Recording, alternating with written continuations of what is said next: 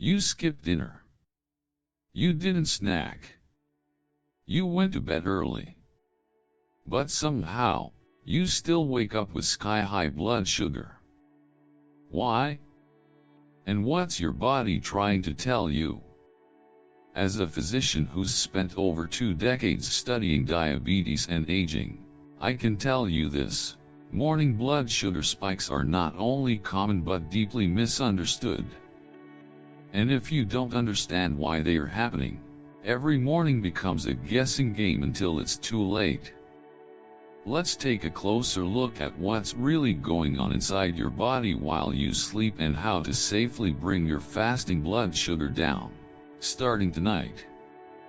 When people talk about blood sugar, they are often focused on meals. What you ate, when you ate it, and how many carbs were involved. But what if I told you the highest glucose surge of your day might come before you eat a single bite? That's because your liver, yes, your liver is doing something entirely normal, but problematic if you're insulin resistant. Every night, after your last meal, your body transitions into a fasting state. But it still needs energy to keep vital functions running, especially in the early morning when your body gears up for the day. That's where something called the dawn phenomenon comes into play. Here's how it works.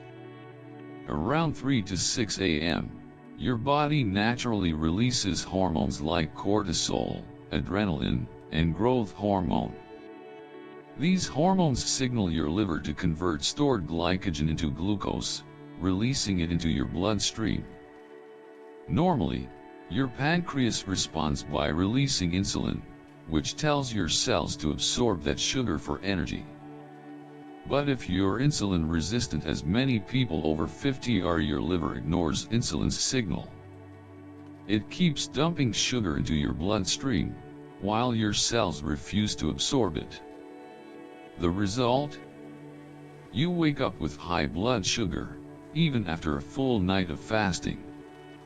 Real case example, from Medline Plus and Cleveland Clinic. Take Margaret, a 67-year-old woman from Oregon. She was diagnosed with prediabetes 3 years ago and recently started tracking her blood glucose with a continuous glucose monitor, CGM.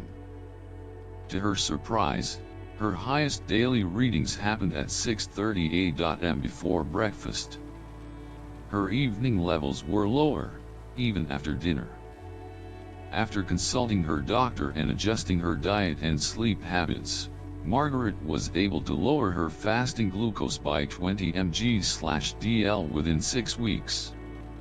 Source: Cleveland Clinic Health Essentials, 2023.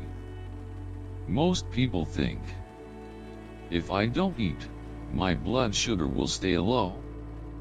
But with insulin resistance and aging, the opposite can happen.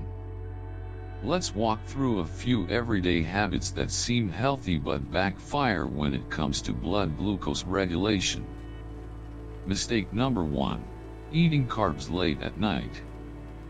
Bread, rice, noodles, even that healthy granola bar.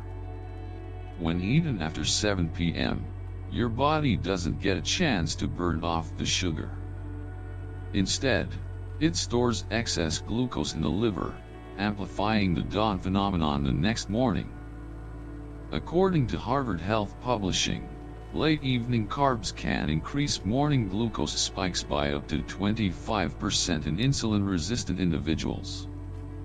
That's a significant hit, especially for those over 60. Mistake number 2: skipping protein at dinner. Protein slows down digestion and provides a steady release of energy overnight.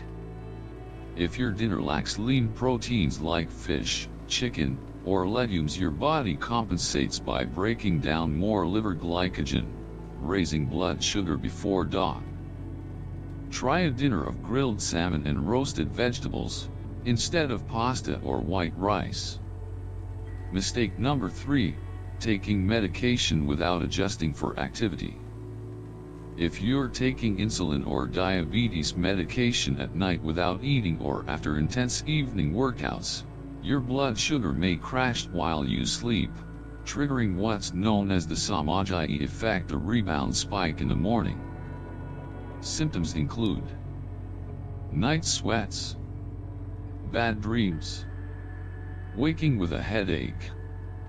If these sound familiar, speak with your doctor about adjusting dosage or timing. Let me be very clear.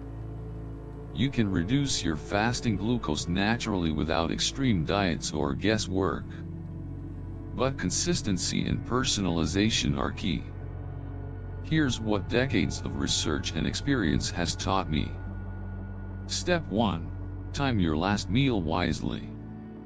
Eat your final meal at least 3-4 hours before bed, ideally before 6:30 p.m. No late night snacking.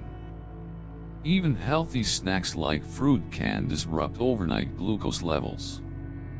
A study published by the National Institute on Aging, NIA, found that seniors who ate before 6 p.m. had improved fasting insulin sensitivity and better sleep quality. Step 2. Add 2 tablespoons of apple cider vinegar to dinner. This isn't a gimmick. Apple cider vinegar, taken diluted with water during your last meal, improves insulin sensitivity and reduces post-meal blood sugar spikes. NIH-backed research shows vinegar reduced fasting glucose in type 2 diabetic adults by up to 6% over 4 weeks when consumed regularly with dinner. Step 3. Walk for 30 minutes after dinner. You don't need a gym membership. You need a sidewalk. Walking activates your largest muscles, the legs and glutes, helping clear glucose from your bloodstream naturally. According to the American Diabetes Association, even 20 minutes of evening walking reduces morning fasting sugar by 10-20 mg/dl in older adults. Pro tip: walk within 45 minutes after your meal for best effect. Step 4. Get 7-8 hours of quality sleep. Poor sleep increases cortisol, your stress hormone. And cortisol tells your liver to release more glucose. If you're up late watching TV or scrolling on your phone at 2 a.m., you're setting yourself up for a blood sugar spike the next morning. Aim to be asleep by 10:30 p.m., especially if you're over 60. Research from Johns Hopkins Medicine shows that seniors who sleep less than 6 hours have significantly higher fasting glucose regardless of diet. I once had a patient named Franklin, 71 years old, from Indiana. He was the kind of man who never liked asking for help. Former auto mechanic. Strong hands. Quiet eyes. But every morning, he told me, was a silent war.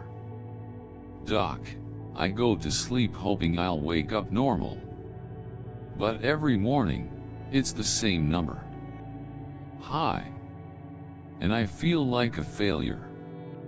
He wasn't eating late. He walked after dinner.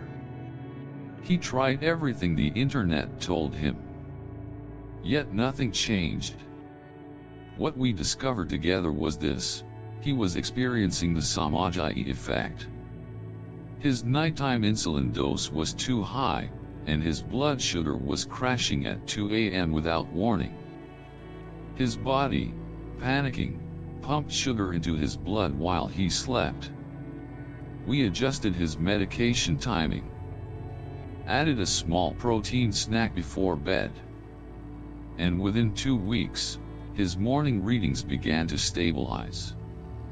But what moved me most wasn't the numbers.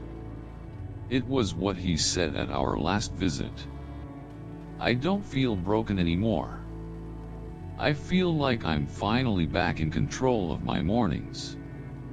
Maybe you're like Franklin. You're doing your best, eating better, sleeping more, moving after meals, and yet your blood sugar still betrays you before the day even begins. And deep down, maybe you're tired.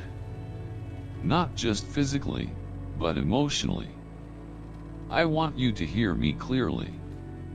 You're not broken. You're not lazy. And this is not your fault. What's happening in your body is complex, but it can be understood. And when it's understood, it can be changed. So here's what I want you to do starting tonight. Eat your last meal early, no later than 6:30 p.m. Skip the starchy carbs, opt for protein and veggies. Add 2 tablespoons of apple cider vinegar to your dinner. Walk 20-30 minutes after your meal. Go to bed before 11 p.m. and aim for 7-8 hours of sleep. And if you suspect the Somogyi Effect, check your blood sugar at 3 a.m. or talk to your doctor about adjusting your meds. This is not just about numbers. It's about reclaiming your mornings, your confidence, and your peace of mind. If this video gave you even one insight that made your journey feel a little clearer, please consider subscribing to Senior Well Hub. We're not here for clickbait or shortcuts. We're here for you, for your health, your story, and your second chance at aging well. Drop a comment below if you've ever struggled with high morning sugar. What helped? What didn't? Let's build this community one healthy habit at a time. Disclaimer: this video is for educational purposes only. Always consult your healthcare provider before making changes to your supplement or health routine.